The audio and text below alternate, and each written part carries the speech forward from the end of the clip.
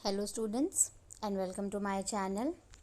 चलिए हम स्टार्ट करते हैं आज की हमारी वर्कशीट, जो कि वर्कशीट नंबर 6 है और इसकी डेट है आपकी 16/7/21, मैथमेटिक्स क्लास 10th। यहाँ पर नेम ऑफ स्टूडेंट एंड यहाँ पर नेम ऑफ क्लास टीचर। और आज का जो हमारा टॉपिक है वर्कशीट का वो है circles related terms and statement of theorems.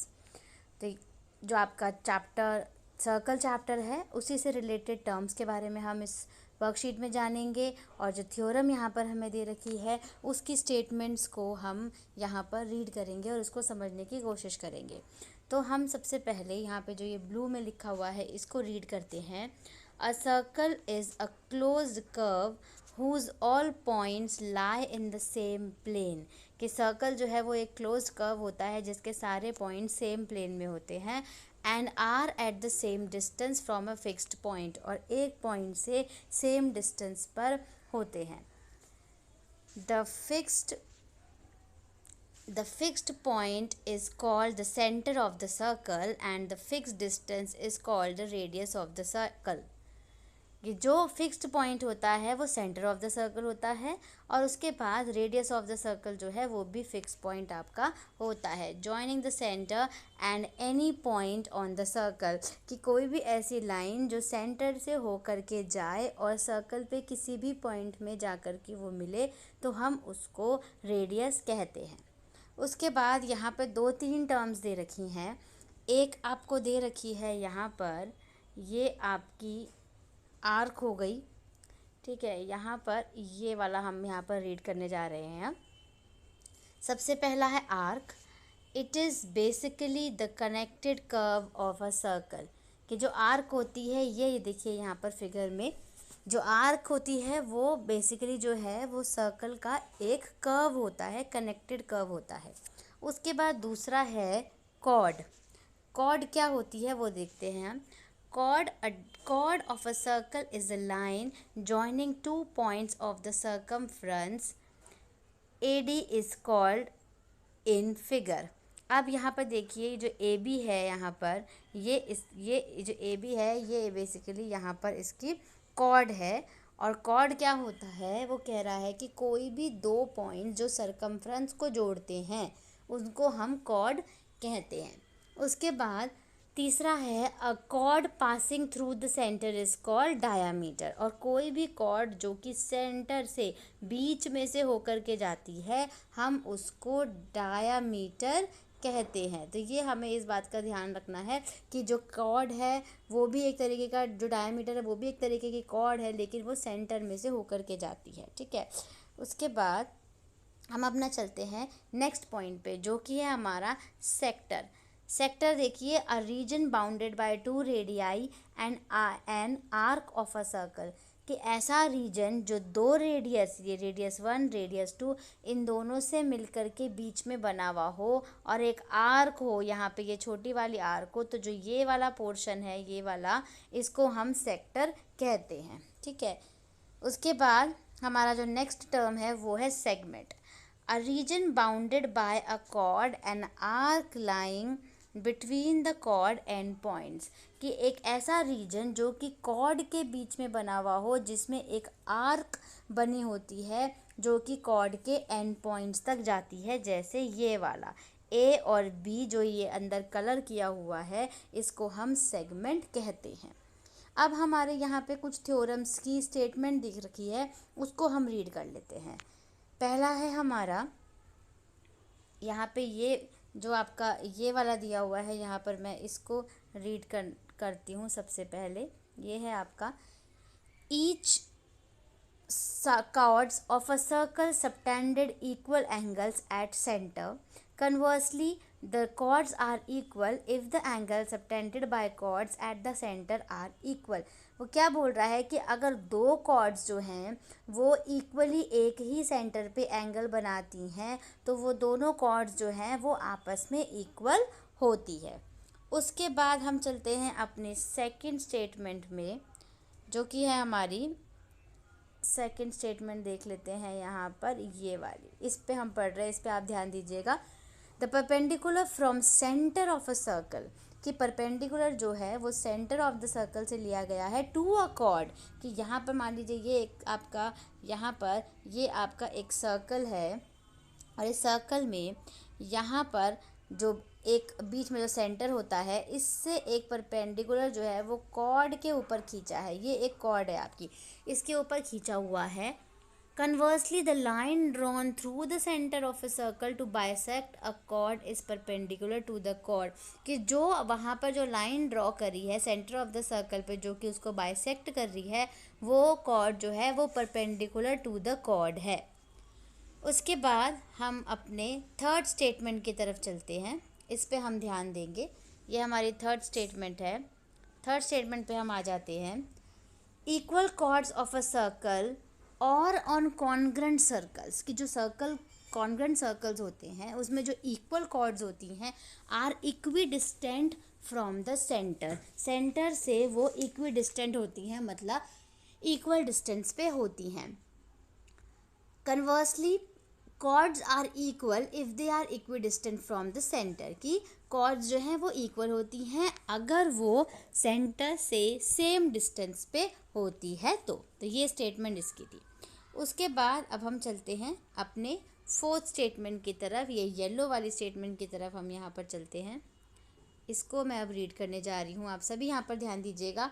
The angle subtended bye an arc at the centre is double the angle subtended by at any point on the remaining part of the circle, कि जो angle आपका centre में बन रहा है वो हमेशा आपका डबल एंगल होगा जो कि आपका सरकमफ्रेंस पे या फिर सर्कल पे बन रहा है। मतलब जैसे यहाँ पर आप ये देखिए, आपके पास ये सर्कल है, ठीक है, और यहाँ पर आपका सेंटर है और सेंटर के पास जो आपका ये एंगल है, ये एंगल जो है आपके अगर यहाँ पर कोई एंगल बन रहा है तो उसका डबल होगा। मतलब अगर ये 40 है तो ये आपका 80 होगा, ठीक है। मतलब हमेशा ये जो एंगल है ये डबल होगा इसके इस पॉइंट से, ठीक है। तो हमें इस बात का ध्यान रखना है जो कि हमारी फोर्थ स्टेटमेंट थी। अब हम चलते हैं अपनी फिफ्थ स्टेटमेंट, जो कि थ्योरम की जो हमारी फिफ्थ स्टेटमेंट है उसकी तरफ हम चलते हैं। इसको मैं रीड कर रही हूँ, ध्यान दीजिएगा। Angles in the same segment of a circles are equal, कि जो एंगल्स, कोई भी ऐसे एंगल्स जो सेम सेगमेंट में हों वो एंगल्स जो हैं वो इक्वल होते हैं, जैसा कि इसमें एंगल ए और एंगल बी जो है वो दिया हुआ है। तो ये भी आपका एक स्टेटमेंट था।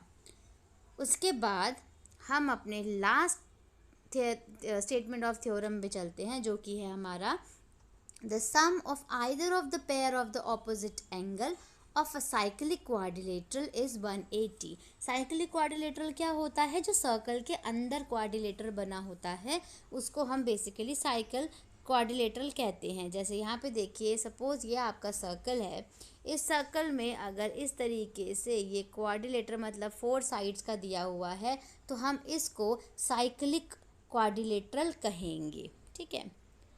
तो यहाँ पे ये कह रहा है कि जो उसकी ऑपोजिट साइड का जो टोटल है वो 180 डिग्री होगा।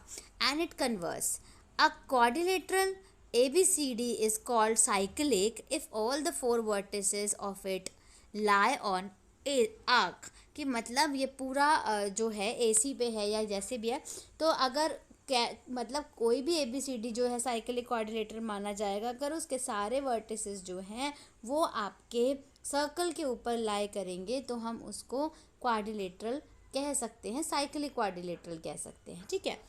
तो यहाँ पे हमारी जो ये अंडरस्टैंडिंग है, इसकी वर्कशीट की एक्सप्लेनेशन है, यहाँ पे हमारी ये ख़त्म होती है। उसके बाद हम चलते हैं अपने नेक्स्ट क्वेश्चन पे जो कि है हमारा ट्राई योरसेल्फ। ट्राई योरसेल्फ में हम क्वेश्चन, यहाँ पे 6 क्वेश्चंस दिए हुए हैं। मैं इनके आंसर्स आपको यहीं पे लिख करके दिखाऊंगी, आप इसको नोट कर लीजिएगा, समझते चलेंगे और फिर आंसर लिखते चलेंगे। तो पहला है क्वेश्चन हमारा, the longest chord of the circle. Longest chord जो होती है वो सर्कल की क्या होती है हमारी, वो डायामीटर होती है। तो यहाँ पर आप इसको डायामीटर लिख दीजिए। तो फर्स्ट का आंसर जो है वो आपका है डायामीटर, DIAME TRA। यहाँ पर हो गया ये आपका डायामीटर, ठीक है। अब डायामीटर हो गया ये आपका। उसके बाद फर्स्ट का आंसर डायामीटर। सेकंड का आंसर देखिए, dash is the region between the chord and its corresponding arc. तो ये है आपका जो सेकंड आंसर है वो है आपका सेगमेंट। तो यहाँ पर मैं ये आंसर ना ऊपर की तरफ को लिख देती हूँ ताकि आपको ये स्क्रीन पर एंड तक जो है वो ये शो हो सके। तो यहाँ पे मैं ये इसको, फर्स्ट का जो आंसर है वो है आपका डायामीटर हो गया, ठीक है। और जो सेकंड का आंसर है वो आपका हो गया सेगमेंट, सेगमेंट हो गया। थर्ड का आंसर देख लेते हैं। थर्ड भी आपका फिल इन द ब्लैंक्स है। Sector of a circle is a region between radii joining end points of the arc to the circle and arc of the circle. तो इसका जो आंसर है वो है आपका थर्ड आंसर जो है आर्क, ARC, आर्क। तो यहाँ पर थर्ड का आंसर जो है वो आर्क आप नोट कर लीजिए। उसके बाद हम चलते हैं अपने क्वेश्चन नंबर 4 पे। वो है हमारा इन द गिवन फिगर, मतलब ये वाली जो फिगर दी हुई है, BOC इज अ डायमीटर। तो BOC जो है वो डायमीटर है आपका, and AB is equals to AC। Then triangle ABC जो है वो किसके इक्वल होगा, तो ये हमें निकालना है। ये कैसे निकालेंगे, सपोज हमारे पास ये सर्कल है, यहाँ पे एक सर्कल मैं ड्रॉ कर देती हूँ। पहले ये सर्कल कर दिया मैंने ड्रॉ। उसके बाद यहाँ पे ये कह रहा है ये आपका सेंटर O है, यहाँ ये A दे रखा है, यहाँ B दे रखा है, ठीक है। और सॉरी, यहाँ पे B है, यहाँ पे C है। जो डायमीटर है वो आपका BOC है, B और C, और जो यहाँ A है वो यहाँ पे आपका ऊपर है। तो वो बोल रहा है कि अगर आपका जो एंगल है ABC किसके इक्वल होगा, ऑफ कोर्स ये वाला ट्राइंगल जो है वो इस वाले ट्राइंगल के इक्वल होगा, जो कि क्या आएगा, ACB एंगल, ठीक है। ट्राइंगल नहीं, एंगल, एंगल ACB। तो यहाँ पर हम इसका फोर्थ का आंसर जो है वो हम लिख देते हैं। यहाँ पर मैं लिख देती हूँ ताकि आप लोग इसको नोट डाउन कर लेंगे। फोर्थ का आंसर जो है वो है एंगल ACB। तो आपका फोर्थ का आंसर आपका आ गया एंगल AC और B आ गया। उसके बाद हम चलते हैं क्वेश्चन नंबर 5 पे, और उसके बाद फिर हम 6 पे चलेंगे। तो मैं यहाँ पर इसको थोड़ा सा ये डिलीट कर देती हूँ जिससे कि मेरे को स्पेस मिल जाए यहाँ पे। तो अब यहाँ तक आपने उतार लिया होगा इसको 4 तक। अब हम सीधा 5th वाले क्वेश्चन पे चलते हैं। तो हमारा जो 5th है क्वेश्चन, उसका आंसर हम देखते हैं क्या होगा हमारा। क्वेश्चन मैं रीड कर रही हूँ। If chords AB and CD of congruent circle subtended equal angles at their centre. जो अभी हमने बात करी कि अगर दो कॉर्ड्स है, एक AB है और एक CD है, और वो कॉन्ग्रेंट सर्कल्स की है, तो अगर उनके एंगल्स इक्वल हैं तो क्या वो कॉर्ड्स भी इक्वल होंगी ना। इन चारों में से हमें उसको चूज़ करना है। तो पहला है कि कॉर्ड इक्वल है, दूसरा है कि AB बड़ी है CD छोटी है, तीसरा है AB छोटी है AD बड़ी है, और चौथा है नन ऑफ द अबव। तो इसका फर्स्ट आंसर जो है वो करेक्ट है आपका, जो कि है AB is equals to CD। कि जब कॉर्ड्स के एंगल जो है वो इक्वी डिस्टेंट होते हैं और इक्वल होते हैं तो वो जो कॉर्ड्स होती हैं वो भी इक्वल होती हैं। उसके बाद हम अपने 6th पार्ट पे चलते हैं, जो कि हमारा लास्ट पार्ट है। AB and CD are two equal chords of a circle with centre O such that triangle angle AOB is equals to 80 degree, then angle COD आपको फाइंड करना है। तो ये जो आपकी फिगर बनी हुई है, इसमें इस फिगर को मैं एक बारी ड्रॉ करती हूँ यहाँ पे ताकि आपको समझ आए। ये इस तरीके से आपका सर्कल हो गया, और यहाँ पे बीच में आपका सेंटर है O, और यहाँ पर एक कॉर्ड से, यहाँ पे ये एक कॉर्ड दे रखी है, और यहाँ पे एक ये कॉर्ड दे के इसको इससे मैच कर रखा है। ये है आपका A, ये है B, ये है C, और ये है आपका, ये वाला जो पॉइंट है वो है आपका D। तो वो बोल रहा है कि जो AOB है, ये वाला जो एंगल है ये 80 डिग्री का है, तो ये वाला निकालना है COD। तो ऑफ कोर्स ये 80 डिग्री का एंगल है, तो ये वाला भी 80 डिग्री का, तो ये भी 80 डिग्री का होगा, क्योंकि वर्टिकली ऑपोजिट एंगल हो गए। तो इसका आंसर जो है वो आपका 80 डिग्री निकल जाएगा। और मैं वहाँ पे 6th के सामने लिख देती हूँ इसको, एक मिनट। 6th के सामने, यहाँ पर 6 के आंसर के सामने यहाँ पे मैं लिख देती हूँ 80 डिग्री। तो इसी के साथ आपकी जो ये वर्कशीट है यहाँ पे ये कंप्लीट होती है। तो आई होप आपको वीडियो पसंद आया होगा, तो आप वीडियो को लाइक ज़रूर करिएगा और इसको नोट डाउन करिएगा अपनी कॉपी में। Thank you.